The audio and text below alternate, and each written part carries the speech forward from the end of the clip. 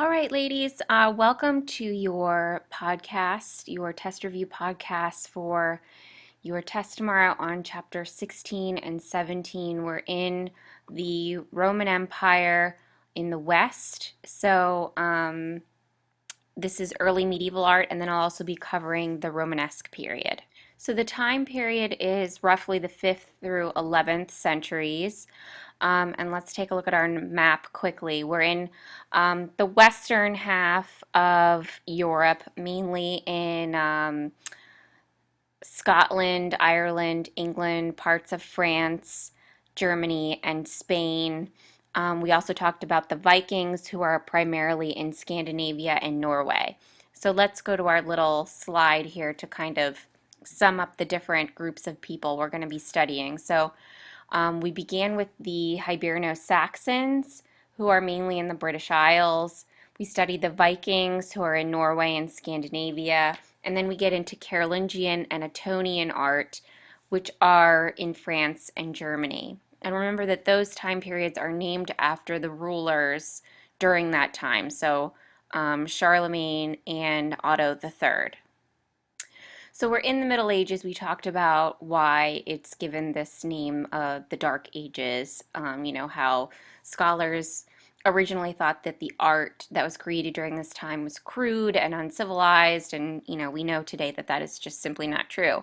So we began talking about Hiberno-Saxon art, and we began looking at artifacts that were discovered at Sutton Hoo. So do you remember what Sutton Hoo is?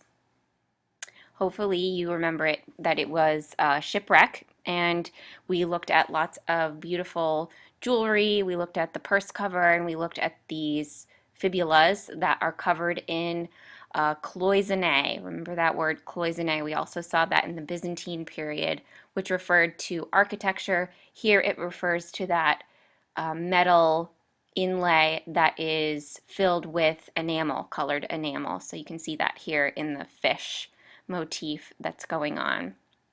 Okay, and then if you have time, watch the Sutton Hoo video. That'll give you a little more background information about that. Here's the purse cover that I pointed out. Remember the animal interlace, all of the undulating lines, they kind of look like vines or plant tendrils. So that's a recurring motif that you see through Hiberno-Saxon art and also in Viking art, animal interlace, which also mimics the arabesques we looked at in Islamic art.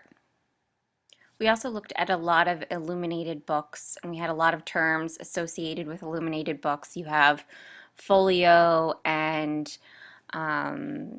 vellum and parchment and all of these words. So it's hard to keep track of all of them. But the one book that I really do want you to remember is the Book of Kells. That's probably the most famous illuminated book ever. Here we see, this is one of the first pages of the Book of Kells, the Chi Rho Iota page, which opens the account of the Nativity of Jesus in the Gospel of St. Matthew. And this is actually the first couple of letters of Christ's name that we're seeing here. So just make sure you remember the Book of Kells. And again, if you have time, definitely watch this little video so you can get a better view of it. On your review sheet that I gave you in class, I listed a couple people that you definitely need to remember, and Charlemagne is one of them. So we looked at his equestrian statue of him on horseback, and we compared it to the equestrian statue of Marcus Aurelius. So you have to remember him because he is responsible for the Carolingian period and lots of Carolingian art. And he also really admired Greco-Roman art, so you see a lot of classical influences in the art that he commissioned. Moving further in the Carolingian period, we have quite a few monasteries being built because monks and nuns are becoming more popular during this time, and so we see the erection of lots of monasteries. And there's a word here that I want you to remember, a cloister, which is a colonnaded courtyard reserved for monks, which provided peace and quiet necessary for contemplation. There's another cloister in the Romanesque period in Moissac, France, which is really, really beautiful, and it has those very, very decorative columns. So I'll talk about that in just a moment. But moving forward, we can go to the Attonian period. So Charlemagne dies. He's buried in the Palatine Chapel at Aachen. And then we see the Attonian Empire begin. And so you want to remember that the Carolingian Empire is mainly in France. The Attonian Empire is France and parts of Germany, present day Germany. Okay. And the big thing that I want you to remember about Attonian art is, first of all, we see monumental sculpture reappear. So prior to this, you see a lot of small scale items because we look at a lot of groups of people who are migratory. So we see lots of small scale artwork that can be carried around. In the Attonian period, you see these giant bronze doors. So if you remember looking at these at the Hildesheim Cathedral in Germany, and you see large scale sculpture appear too. So we talked about these in class. We looked at a couple of the scenes on the doors, but do you remember what is most important about them? I think this was on one of your quizzes. Hopefully you're recalling that they are one solid piece of hollow cast bronze. So yeah, maybe not solid. Forget I said that, but they are one piece of hollow cast bronze. And why is that important? Why is that such a big deal? Well, the Romans originally, well, the Greeks really are the ones who are known for their bronze casting. The Romans did a little bit of bronze casting, but more carving of marble. And then that art form was really lost for hundreds and hundreds of years. Well, it's being revived here now in medieval art. So that is really important. And then here's the little diagram of the doors and some of the scenes. You can see the Latin inscriptions at the bottom. So definitely remember these doors. Okay, we're on to chapter 17 now. I have quite a few things to cover and only a few minutes left. So really pay a lot of attention to the churches in this chapter. I know it's hard to keep them all straight, but there's definitely a couple of questions about the different churches on the test. So we're in the 11th and 12th century. Here's a little review slide of our church plan. You should definitely know these parts by now. Okay, here's our little map. So we're mainly in France, England, couple things from Spain, and then remember the Italian Romanesque churches and how they differed from the Romanesque churches in the north. Here's my other important slide with the barrel vault, groin vault, and rib vault. Okay, we see examples of all three of these in the chapter, so know the difference between them, be able to point them out, and be able to discuss the advantages of a ribbed groin vault over a barrel vault. And for that matter, how was a groin vault and a barrel vault better than a flat timber roof, which you see in early Christian churches and even some very early Romanesque churches? I said this in class and I gave you a blank diagram, but I'm going to tell you again that you need to know the parts of the Romanesque church portal and also be able to discuss what sort of sculpture appeared in the tympanum and why that sort of sculpture was placed there. Okay, and so just, to refresh your memory about what's going on during during the Middle Ages, we talked about why were all of these churches being built. You see one springing up after another.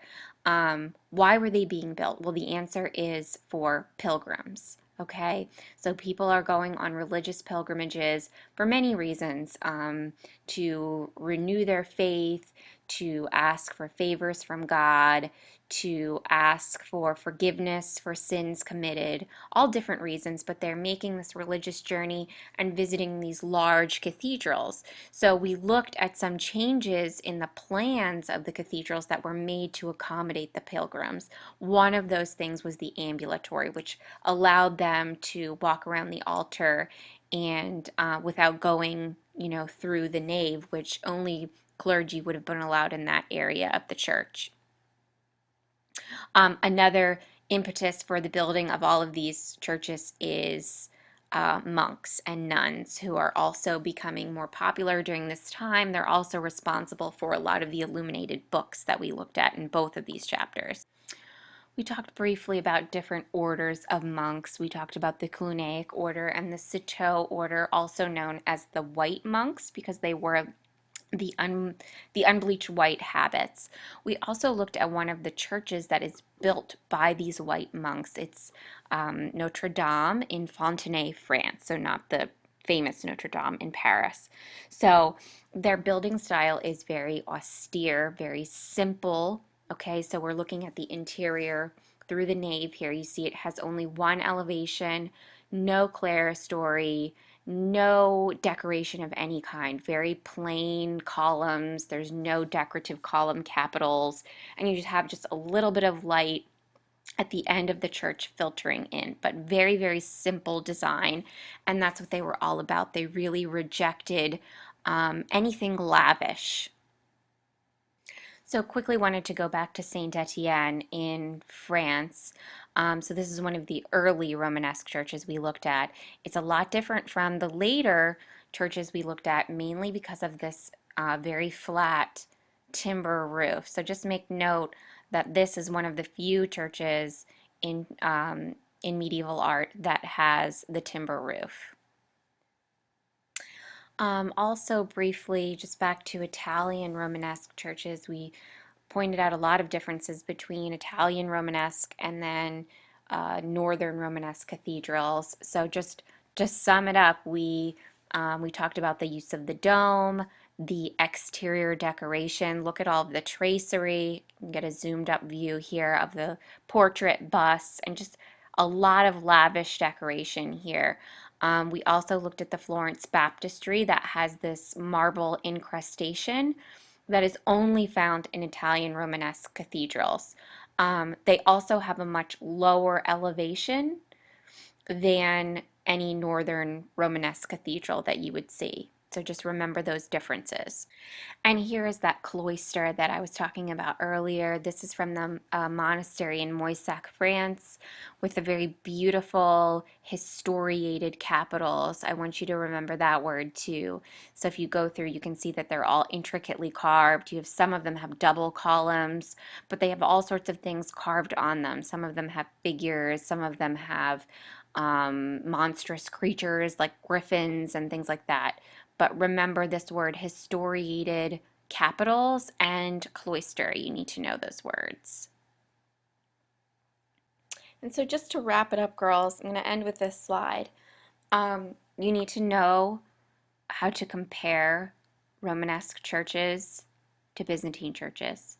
Romanesque churches are from the western half of the Holy Roman Empire. Byzantine churches are from the eastern half of the Holy Roman Empire. We talked about these slides in class. We made a bullet list of differences and similarities. So review your list and be able to write a very good discussion about a Romanesque church and a Byzantine church. And so that's all I really have for you. Make sure you finish the reading if you haven't. Go through the PowerPoints, watch a couple of the videos that I've embedded into the PowerPoints, review your notes, and you should be good to go. So email me with any questions, and I will see you in the morning.